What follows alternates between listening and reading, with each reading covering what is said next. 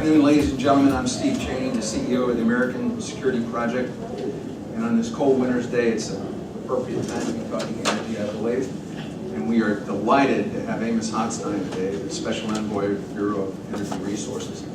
Let me speak about ASP for just a second. American Security Project, founded in 2005 by some guys named Kerry, Hagel, Hart, and Rudman. You may know who they are. And one of the primary topics that they focused on was energy and climate, and the intersection between the two, and particularly energy security. So we've carried this banner ever since, and it's been one of our keystone issues. And in fact, one of our major fellows is Andrew Holland down here, our senior fellow for energy and climate. Short ground rules. Amos is going to get up and talk for however long you desire. And when he's done, we're going to have a little talk between the three of us. Then I'll open up the Q&A. When we do the Q&A, standard rules apply. I'll choose, wait for the mic, identify yourself, ask hopefully a short question, and then we'll answer it. We'll try to adhere to the time schedule. Be done probably promptly at 1:30. As I mentioned, Amos currently serves as a Special Envoy and Coordinator for International Energy Affairs at the Department of State. He's been there for several years now, and I think I honor you for your service and appreciate it. It's an important topic, and we had a nice discussion here earlier about Middle East policy and energy resources, and it's certainly apropos today. I just picked up this morning's Wall Street Journal. It says tumble in oil prices spurs new bets on global growth, so you can tell what's going on in the energy world and the impact it's had there, and certainly what's going on in our security environment in the Middle East. So with that, I am going to turn it over to you, Amos, and let you make your comments. Yeah, stand up. I do what I'm told.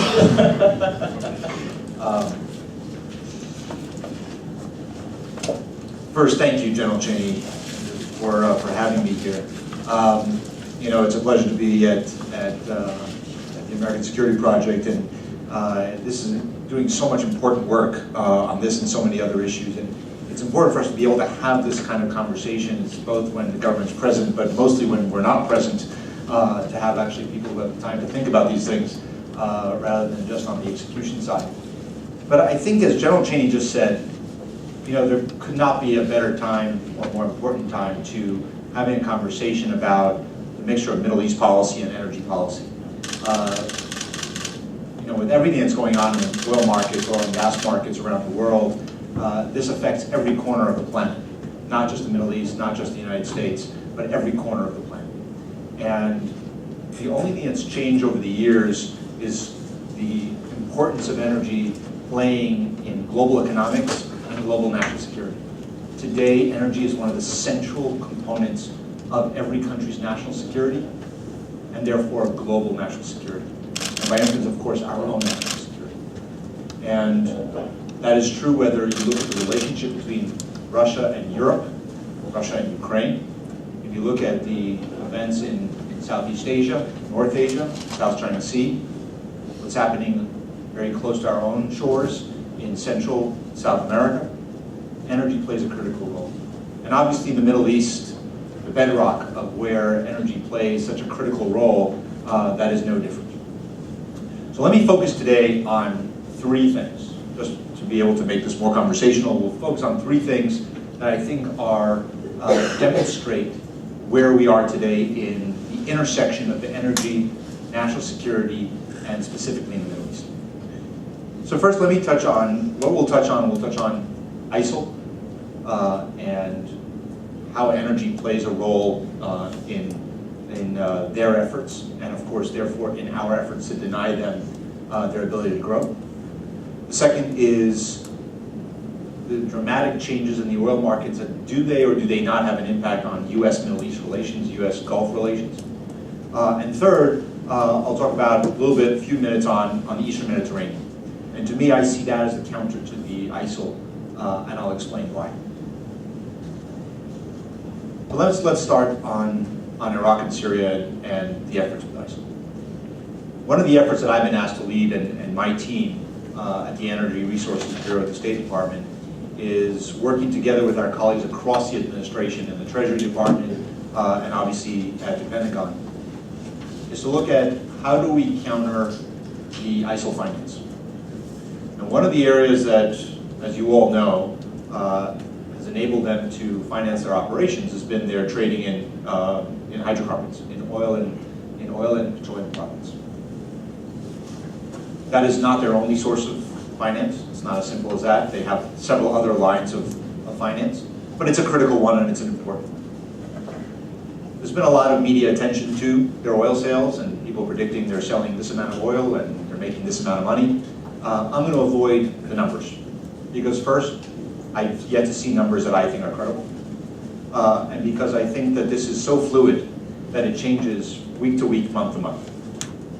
But what's clear is that when ISIL advanced into Iraq and Mosul, a process began of ISIL monetizing their gains in Syria over the previous several months before that, of taking over oil fields, taking over tankers where oil was simply sitting in storage, pipelines that they were able to gain access to, and if you capture an area that a pipeline is in, it is essentially a storage facility because there's all the oil that's in the pipeline, so even if you close it at either end, you still have a lot of oil sitting in that pipeline. And quite a bit of that oil was monetized, whether as petroleum products, refined products of that oil, and put onto the global markets as smuggled. What we started to do when the President of the United States announced that we were going to make a tremendous effort into degrading and ultimately destroying ISIL was to look at, in my narrow part of the world, is to look at how do we address the issue of the energy finance. And to that end, in order to do that, we have to look at a full value chain. We cannot simply look at one piece of it. And even if sometimes that's the most obvious area to look at, where's it crossing the border, or who's trading it, that's the wrong way to look at it. We got to look at it from the moment of the field ownership and production to where you get the money. And in order to look at that whole value chain, we have to first look at what fields do they control inside Syria and inside Iraq. Which of those fields are operational and actually producing? What are they doing with that oil? Are they refining it? What are they doing with that product, whether it's the oil or the refined product? Is it going on a truck? Where's the truck going? Who's driving the truck? Is it crossing a border? Where is it crossing the border? What's happening to that oil or petroleum products after it does cross that border? And we have to address all of those pieces. So one, I think that as you saw, we started when the air campaign began of the United States and our allies. We started addressing the refineries, both the standing refineries and modular refineries, and taking away an asset that they had of refining that oil and significantly debilitating that ability. Looking at how do we diplomatically engage with our allies in the region, and I've met with all of them, to look at how we can share information and get commitments from everyone to work, not that we doubt their commitments, but rather the commitment to work together. That's what's important. And I have to say that after a relatively short amount of time, and again, I think one thing that we always have to keep in mind, none of these efforts happen overnight. They're all taking time. It took time for ISIL to achieve this effort, this advantage, and we're going to take time to take it away from them. In my mind, it's remarkable how successful we've been in a relatively short period of time. And the coalition aspect of this is what made this so successful, under the leadership of General Allen. So in meetings, whether it's with our allies in Turkey, in the KRG, in Erbil, in Baghdad, and in Jordan, all the borders that we can look at, the bombing campaign, the air campaign, was able to disrupt the refining capacity, the movement of trucks, disrupt the movement of trucks. The pricing differentials change. In order to make money, you have to have an arbitrage. It has to be cheap in one place and make more money in the other place. But once we started taking out the refining capacity, the air campaign began, well, guess what? The oil prices inside Syria, inside Iraq started going up. The refined products price went up. The arbitrage changes. The opportunity cost changes. If you're a truck driver and you think that this is the Wild West, you can do it. If suddenly all the countries that I just discussed, or I just mentioned, start paying more attention to it, closing down the borders, looking at the truck routes, every truck driver that's coming through with the tanker, what are you actually carrying? Whose oil is this? Where did you get it? If truck drivers start getting arrested, and certain people get arrested in the KRG, that sends a message, and they were arrested. That gives you both information about the routes, methods, but it also gives you a certain warning shot.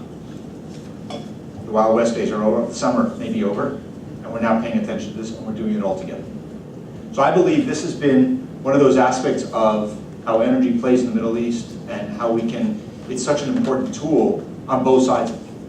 For ISIL, this is an important part of financing, and if we can choke that off, that will be a major part of our energy. It's not only about bombings and everything else, it's about taking that finance piece away and understanding it better. And what we've gotten, I think, very good at is the ability to understand what is happening in the actual trading of oil and petroleum products, and looking at every time you have a action, what is the reaction to that?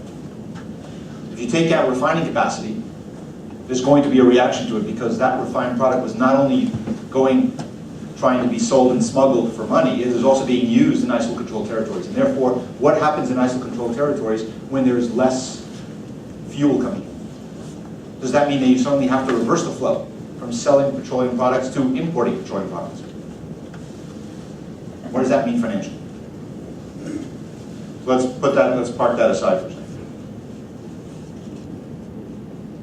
As we look at oil and gas markets, we had a question for the last several years, for the last 3-4 years, where people were saying, well, first it was about the shale gas revolution in the United States.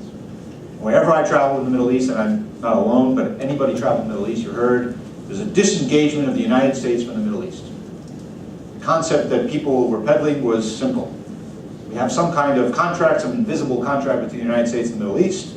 They supply the United States with products, and we supply them with this relationship.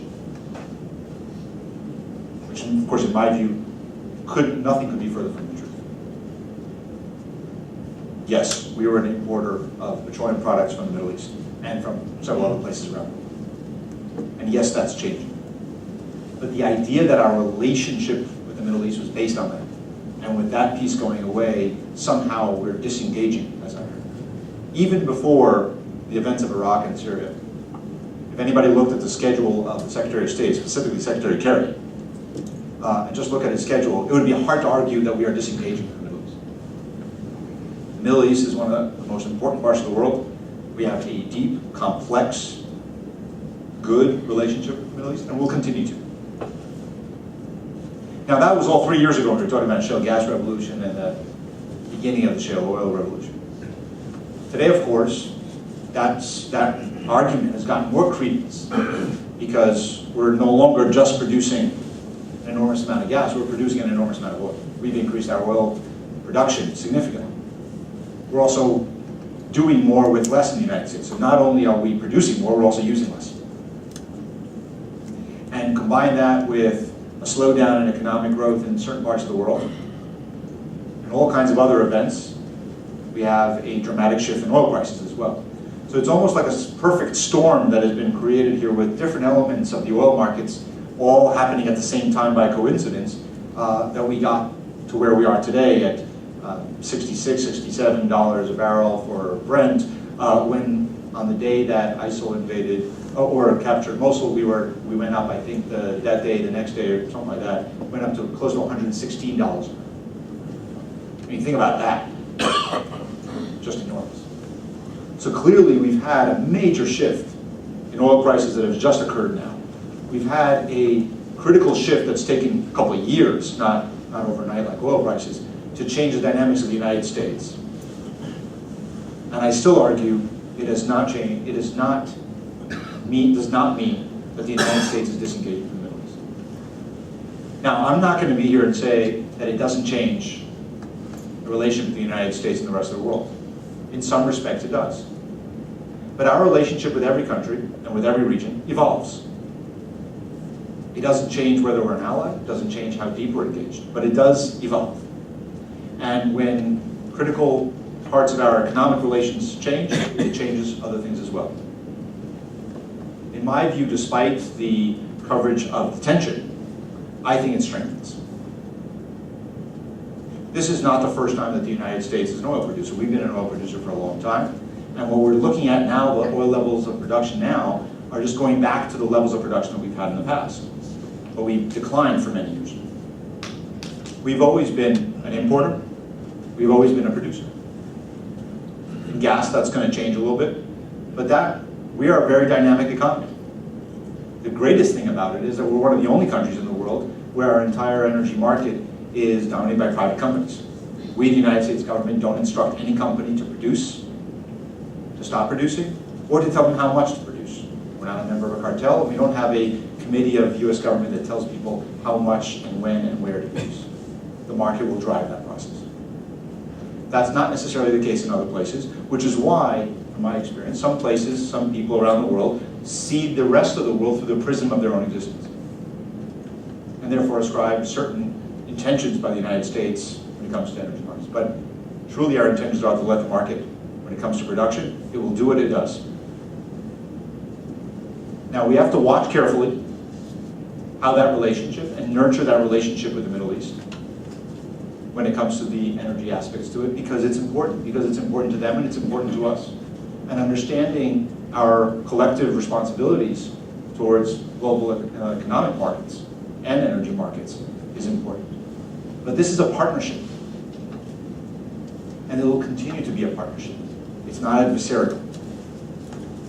Let me switch to put that aside for a minute. And I want to look at the Eastern Mediterranean. The reason I want to look at the Eastern Med, not only because I've spent so much time on it, but because it's kind of the counter, in a certain way, as I said at the beginning, to the ISIL issue. And not because it's at all related. It is not. But people focus, when they talk about ISIL and the oil smuggling and the financing, they look at it as oil in the negative side, as a tool for the negative side, a tool of foreign policy. Whether it's what President Putin is doing in Europe, or whether we look at oil sanctions, or we look at the ISIL, counter-ISIL. Eastern Med, to me, the reason I like it so much, talk about it so much, and work on it so much, is because it does exactly the opposite. It shows us that energy and new forms of energy and new discoveries of energy can be a great tool for cooperation. Energy alone will not create geopolitical change, but energy can be a great catalyst for geopolitical change. And it's a great tool and a great arrow in our quiver as far as fostering that cooperation. And if you look at just the last couple of years, the dramatic changes in the Mediterranean, the discoveries in Israel, which are sizable, somewhat more modest discoveries were at the beginning of the process in Cyprus, the great potential offshore Lebanon, the dynamics in Egypt, the dynamics in Jordan, in Turkey, Greece. This really can be, if harnessed correctly and appropriately, can generate and become that catalyst for change. And that's why it's in our interest. And when I travel sometimes to the Eastern Mediterranean, the United States doesn't buy anything from the Eastern Mediterranean. You don't sell anything to the Eastern Mediterranean when it comes to energy. What are you doing here? But the potential here is so great of showing what can be done. You look at the relationship between Israel and Cyprus, the warming of that relationship over the last several years, tied to that understanding that there's so much cooperation that can be done here. If you look at just the press headlines, without saying anything from my end, just from the press, of the discussions between producers in the Eastern Mediterranean and purchasers in Egypt. Egypt has changed. It used to be the great exporter. Its economy has changed. It today consumes more than it produces. It needs to figure out what the solution is. And part of that is a change in the dynamic of who's going to purchase and who's going to buy. But if you look at the Eastern Mediterranean, there are different countries that have the resource. Other countries have the infrastructure. Others are the demand structure. If we treat them all in isolation, the way the Mediterranean sometimes is used to doing, and every country looks at itself in isolation from its region, then you're going to spend an enormous amount of money, be less efficient, less effective, and miss an opportunity. But if you can actually get together and think about, what do I have, what do you have? How do we make this efficient? How do we take the resource that country A has with the infrastructure that already exists, that doesn't need to be rebuilt and recreated, looking at where the demand is, both in the region and nearby, and see how could this be a solution?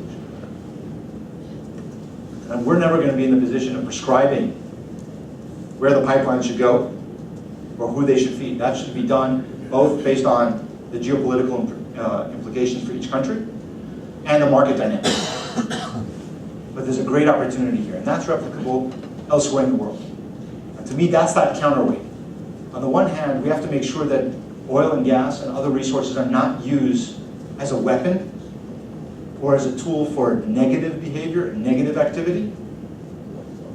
And on the other hand, how can we turn that around for cooperation? And I believe that advantage is there. So I think when you look at all the three components, and again, these are just examples. We didn't talk about what's happening in southern Iraq, which is remarkable, the growth in production, the changes in renewables and other efforts that have to happen in the Gulf in order to make sure that their energy is sustainable, their production and exports are sustainable. So there's so many other things happening in the Middle East, but what I wanted to generate is that portion of the United States where we're active there as an example of that full chain of our involvement and activity and the great potential that we have with better understanding the market, taking advantage of it, and fostering more security and more prosperity. More prosperity ultimately means more security. So with that, I'll end there and look forward to the discussion. Thank you.